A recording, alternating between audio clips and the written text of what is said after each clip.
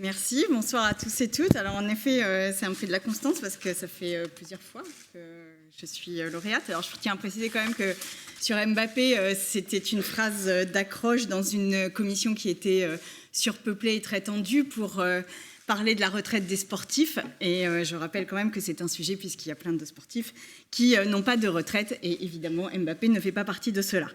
Sur le clitoris. Alors, le clitoris. Venons-en au fait. Parce que quand j'ai reçu ce prix, je me suis dit, mais connaissez-vous finalement bien ce clitoris ?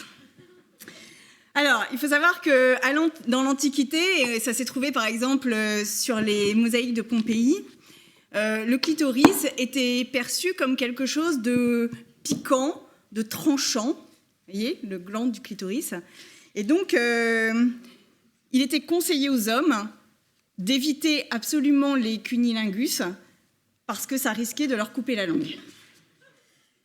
Le clitoris a été ensuite largement oublié. Bon, il y a eu Courbet et l'origine du monde, mais on ne le voit pas vraiment.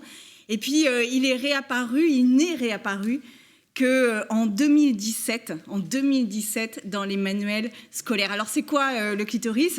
Alors déjà, il est composé d'un prépuce, d'un gland, de deux corps caverneux qu'on appelle les racines.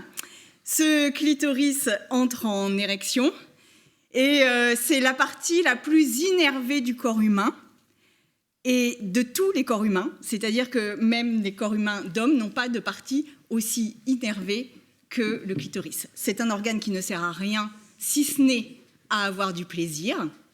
Et pour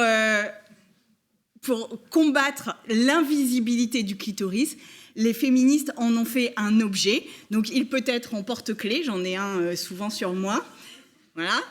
Il est souvent en badge. Il est graffé sur les murs. Et si vous regardez partout autour de vous, dans le métro, partout, vous verrez que plein de jeunes femmes portent ce clitoris comme on porte un objet de reconnaissance et un objet de libération du corps et du plaisir féminin.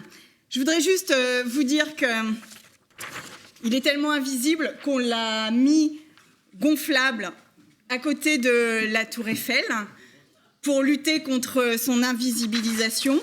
Mais ce qui m'a beaucoup fascinée, c'est comment en 2023, on a pu faire cette mascotte sans comprendre qu'en fait, c'était un clitoris. Sans doute que 30 personnes, au moins, ont validé la mascotte. Personne n'a vu que c'était un clitoris pour vous dire à quel point il est encore invisibilisé. Mais je me réjouis parce que pour les JO 2024, je suis sûre que plein d'hommes vont toucher du doigt plein de clitoris.